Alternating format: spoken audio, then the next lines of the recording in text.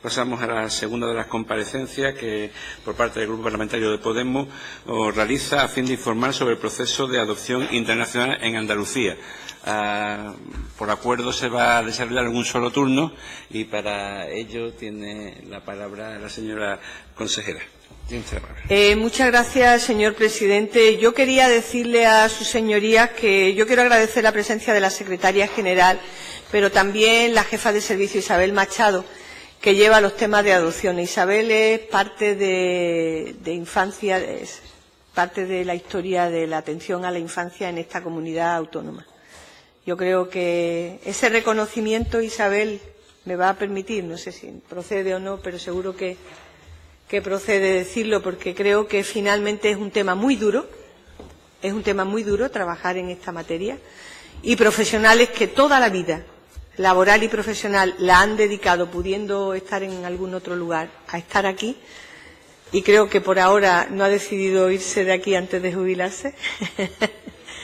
Pues hay que agradecérselo especialmente. La sociedad seguro que se lo va a agradecer, y desde luego el Gobierno se lo agradece hoy a través mía. Así que esa suerte he tenido de poder hacerlo después de tantos años de conocer su buen trabajo.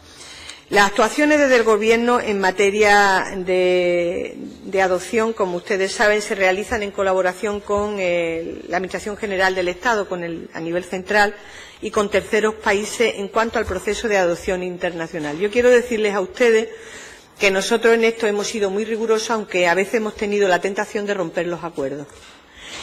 Hemos sido rigurosos y lo hemos mantenido, y hasta el 2015 podíamos romperlo y no lo rompimos, y ya a partir de 2015 con la nueva ley tampoco lo podemos romper. Es decir, que utilizamos el Consejo Territorial para discrepar las reuniones que últimamente no se formalizan y que hay que hacerlas, y que estamos demandando que se hagan reuniones porque hay temas candentes que hay que ver, las reuniones a nivel nacional en materia de adopción.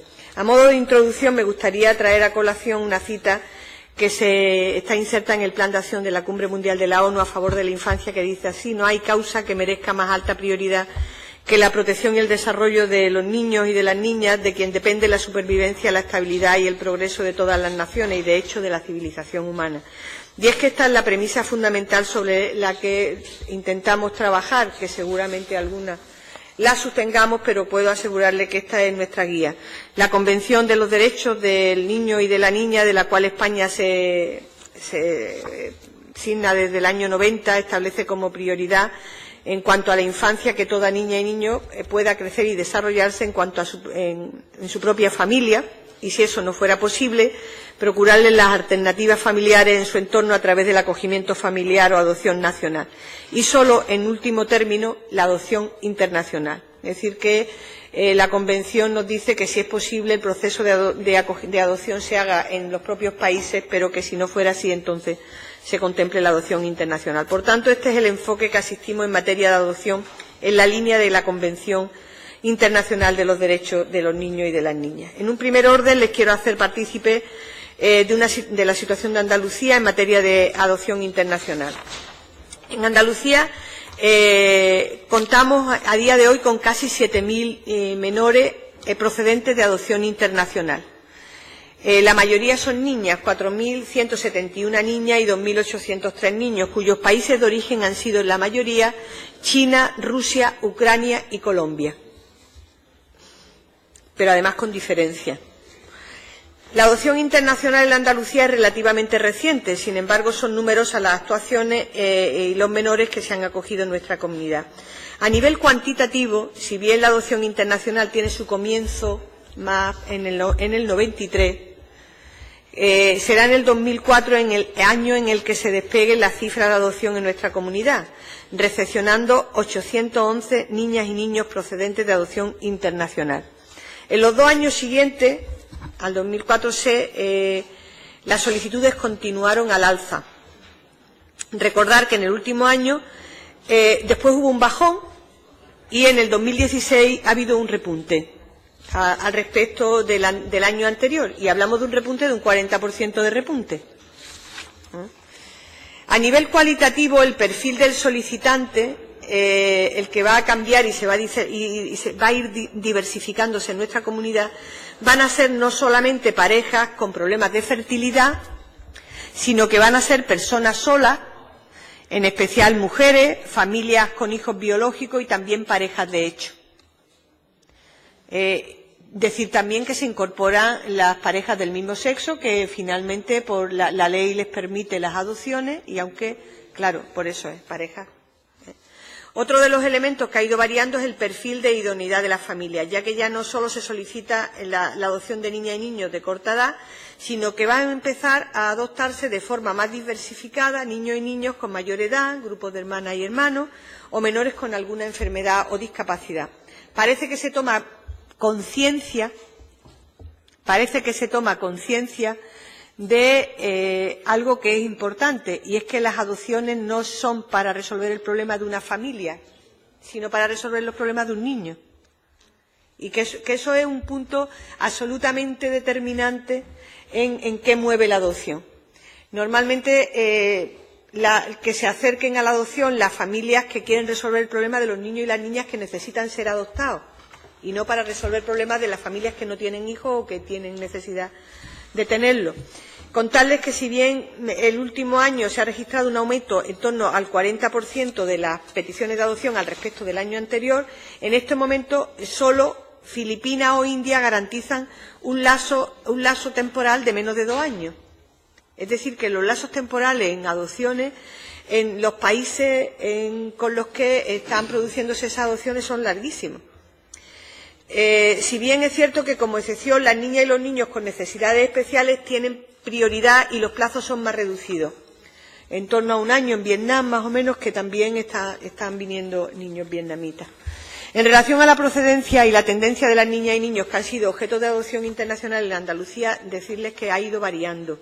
En estos momentos trabajamos con 33 países con los que se pueden tramitar adopciones, cuya ficha completa figura en nuestra página web. Le digo porque es muy detallada, viene con muchos detalles, los tiempos, la página, yo les animo a poder visitarla. La colaboración interinstitucional es imprescindible, ya que el proceso tan complejo como se requiere, la cooperación tiene que ser fluida entre las comunidades autónomas y la Administración General del Estado.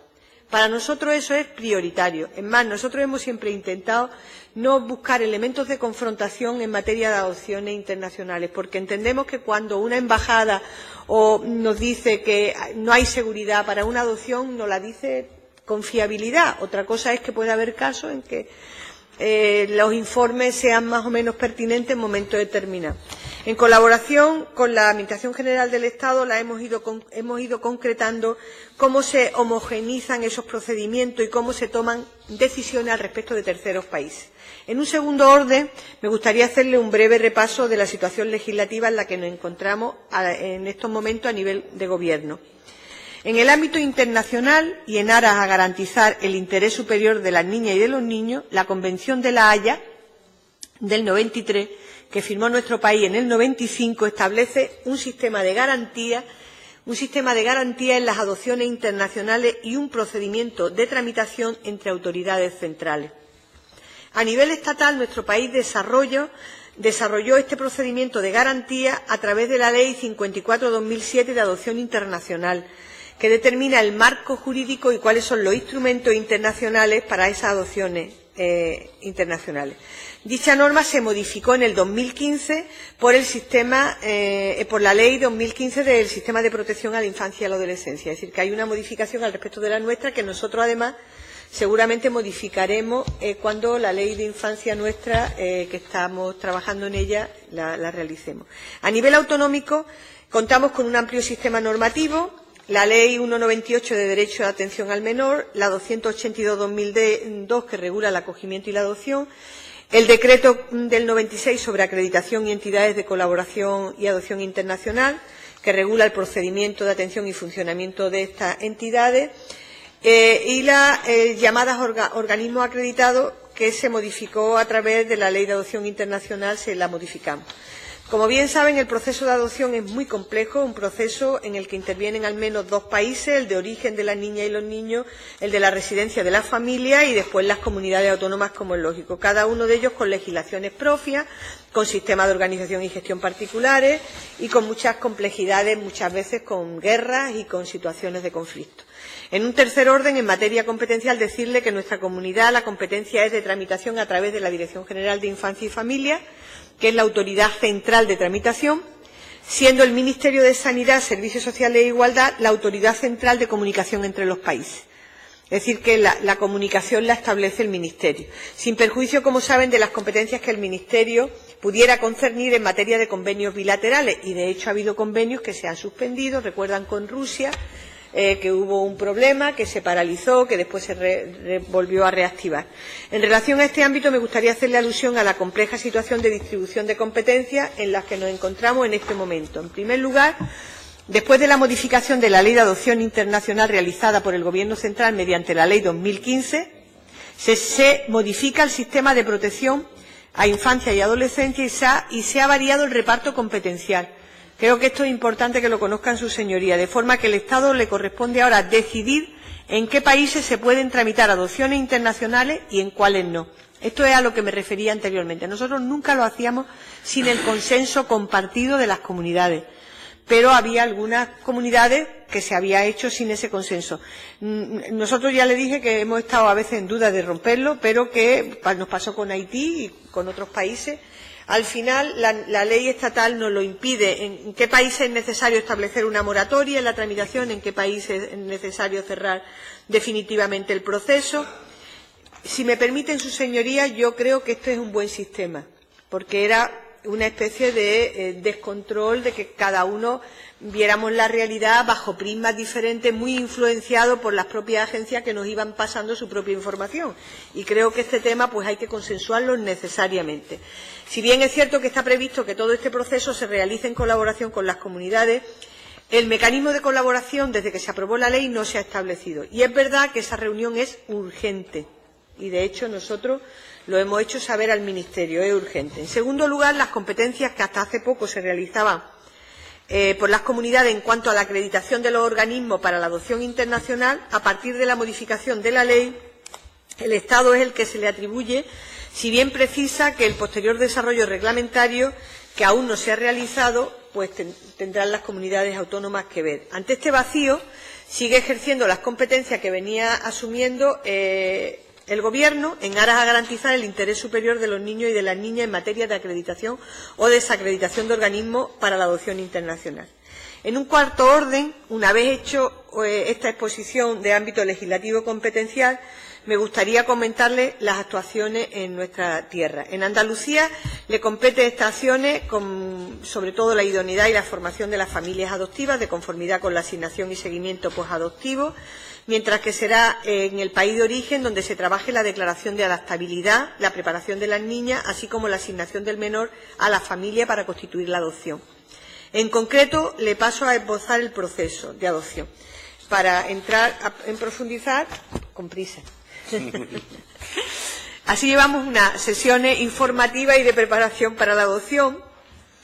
Se llevan a cabo ante la presentación del ofrecimiento de la familia y se realiza una valoración y una consecuente resolución de idoneidad. A continuación se procede a la elección del país y se tramita el certificado de idoneidad y la preparación del consecuente expediente. Acto seguido, estamos ante un proceso de legalización o apostilla del expediente y traducción en su caso, cosa que es importante porque hay que tener el país de donde es el niño tiene que tener garantías y las garantías van a tener que ver con esto. Se cursa el envío al país directamente a través del organismo acreditado para, en la mayoría de los casos, pasar a la etapa de aceptación y registro en el país donde se encuentran los menores. El país del niño y de los menores realiza la asignación de un niño o niña o grupo de hermanos y será nuestra Dirección General quien recepcione la asignación y otorgue la conformidad una vez que viene la propuesta de dicho país. Acto seguido, la familia viaja y tiene una estancia en el país y se procede a la constitución de la adopción. A la llegada En Del Menor Andalucía se procederá a inscribir al menor o a la menor en el registro civil. De esta consejería se finaliza el proceso a través del llamado seguimiento posadoptivo y el servicio posadoptivo. Es una adopción plena. Es una adopción plena, a diferencia de las adopciones nacionales, que saben ustedes que tienen otra tramitación, que también pueden ser, pero no lo suele ser frecuentemente. Explicación en cuanto... No sé, en el inicio eran mayoritariamente, por ver de dónde provienen, procedentes de América Latina. Posteriormente se incorporaron países del este de Europa, como Rumanía, Bulgaria. China se incorporó en los años en que más demandas de adopciones se produjeron. Y en los últimos 5 años el mayor número de adopciones proceden de Rusia, de China, seguidos de Etiopía, Ucrania y Kazajistán. Apuntarles que en 2016 el destino preferente de las demandas fueron Vietnam, un 45% de las tramitaciones. Las razones, pues bueno, pero que si esto es la realidad en estos momentos. Muchísimas gracias, señora consejera. Por el Grupo Parlamentario de Podemos tiene la palabra la señora Gómez. Muchas gracias, señora consejera, por todos esos datos. Yo también voy a intentar ir rápido y ser breve, teniendo en cuenta la agenda que tenemos hoy. Es cierto que la adopción internacional es un proceso complejo, pues precisamente por el carácter, por todos los elementos que tenemos que tener en cuenta. No solo hablamos de un país distinto, muchas veces están en situaciones de guerra, de conflictos armados, una administración diversa que no siempre funciona bien. Además, muchos de esos niños y niñas tienen una situación personal complicada, una historia difícil, que hace que, que todo el proceso en sí sea más complejo. Lo que respecta al procedimiento administrativo en sí, usted nos lo ha contado bien, las distintas fases. Yo creo que podríamos hablar de dos grandes bloques, digamos, todo lo que se produce ante la Administración autonómica hasta que tenemos la declaración de idoneidad, digamos, ya se ha elegido el país, y luego ya todo lo que se produce, que creo que es lo que alarga el proceso y lo hace complicado, ¿no? Todo lo que tiene que ver con el viaje al tercer país, el proceso de adaptación, la asignación del niño o niña, todo el trámite legal para formalizar allí la adaptación y luego lo que supone, ¿no?, a la vuelta, inscripción al registro civil, etcétera, ¿no? Usted ya nos ha relatado cómo es esa primera parte aquí en la Administración autonómica. Primero hay que asistir de manera obligatoria para una sesión informativa y preparatoria, una serie de sesiones preparatorias para la adopción. Hay que solicitar expresamente, obviamente, la declaración de idoneidad. Luego se produce esa declaración, que me imagino que, claro, que es un proceso que no es de un día para otro, sino que intervienen profesionales de la psicología, del trabajo social, que tienen que hacer entrevistas, visitar al domicilio y las pruebas que consideren oportuno. Me imagino que, igual que en el caso de la adopción nacional, ¿no?, para asegurarse que la persona o la familia que van a proceder a esa adopción, están en situaciones de hacerlo. Luego ya tenemos la resolución de idoneidad, como usted decía, la elección de países. Creo que lo de la elección de países es algo complejo porque, aunque una persona tenga el certificado de idoneidad aquí, en función del país se elegirán, o se exigirán una serie de requisitos, que no sé si es la edad, la renta, otras circunstancias. Por ejemplo, tengo entendido, no sé si es así, que solo Brasil permite adopción a parejas del mismo sexo, mientras que en otros países, es decir, supongo que las personas, aunque tengan la idoneidad en España, tendrán que adaptar su situación y en función de eso elegir un país u otro. Tal y como tengo entendido, no es algo tan fácil, digamos, sino que a la hora de la verdad se va limitando el número de países a la hora de adoptar. Luego se prepara el expediente, claro, y se envía al país todo lo que usted nos ha contado. Y aquí tenemos dos vías, si yo no lo entiendo bien. Se puede hacer a través de una entidad pública o, en la mayoría de las ocasiones, por un organismo acreditado para la adopción internacional. Tengo entendido que incluso algunos países solo te permiten adoptar a través de estos organismos y, por tanto, no hay otra manera de hacerlo. Se produce la aceptación del expediente, se asignan al menor o grupo de menores, grupo de hermanos, una estancia en el país, que no siempre es obligatoria. Hay que ir al país, pero creo que cambia en función del país, y luego ya la llegada del menor Andalucía, que disculpe, no es... señora Gómez Corona, le ruego guarden silencio. Hay un murmullo que impide la correcta comunicación. Gracias. Que no es fácil. ¿Por qué me interesa en contar todo este procedimiento que ya conocen y que usted también nos ha relatado? Porque, mire, yo le solicito esta comparecencia, porque además de porque me parece que recientemente no hemos hablado en comisión de este tema y es un tema que tiene mucho interés, a raíz de unas noticias que han surgido en prensa últimamente sobre 10 familias que iniciaron el procedimiento de adopción en Burundi, que sí, Exactamente. Ellos lo hacen y como cuando llega el momento de adoptar, yo me he reunido con ellos, me cuentan que eligen Burundi, porque en ese momento solo tienen 2 países, pues por sus circunstancias personales, por lo que decíamos, porque no siempre tener la idoneidad en España te garantiza que en cualquier país puedas adoptar. Y como no existe un organismo acreditado radicado en Andalucía, pues optan por ADIS, esta entidad gallega que parece ser que ahora tiene un problema de pago y que no va a poder continuar. El caso es que, claro, son 10 familias nada más, incluso alguna de ellas creo que ha tenido que renovar la idoneidad porque pasaron los 3 años, que es la validez que tiene. Han embolsado unos 8.000 euros de media y, claro, creo que solo les falta la asignación del menor.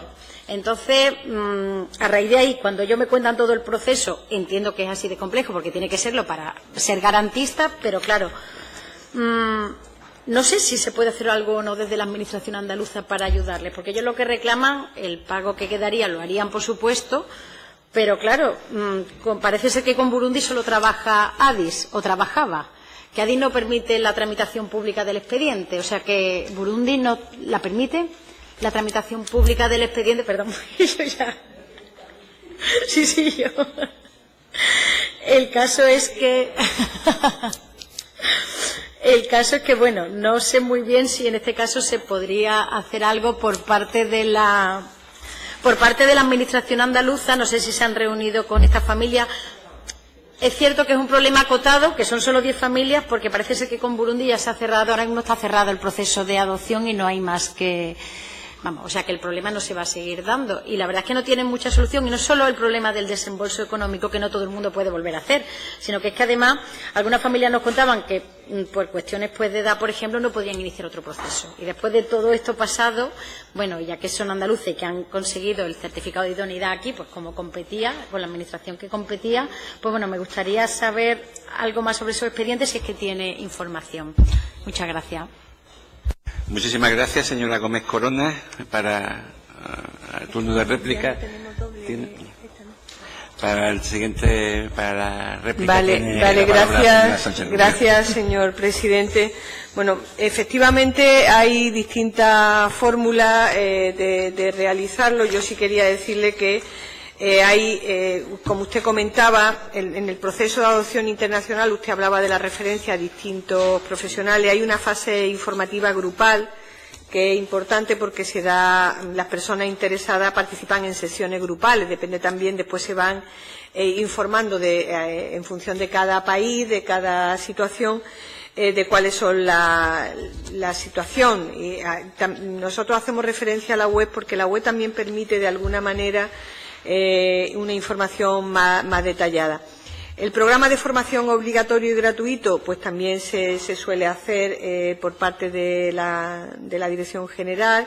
Son 4 sesiones por personal técnico especializado. Es decir, que las familias pueden compatibilizar el ofrecimiento tanto de adopciones internacionales como adopciones nacionales. Saben ustedes que estos temas van en función también de en cada momento cómo estén los tiempos y las familias.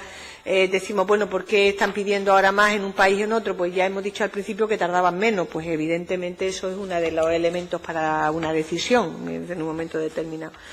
Después se hace la valoración de idoneidad y que las entrevistas personales, saben ustedes de la complejidad de esas valoraciones. Y le voy a decir una cosa, a veces hay quejas porque las personas, como es lógico, cuando no salen las cosas adecuadas como ellos querrían, pues se manifiestan su opinión, pero lo importante y lo muy importante es que al final en nuestra tierra, en Andalucía, los datos de continuidad en el proceso de adopción y de no fracaso en las adopciones y en los acogimientos tiene mucho que ver con todos estos procesos previos de determinación de la idoneidad.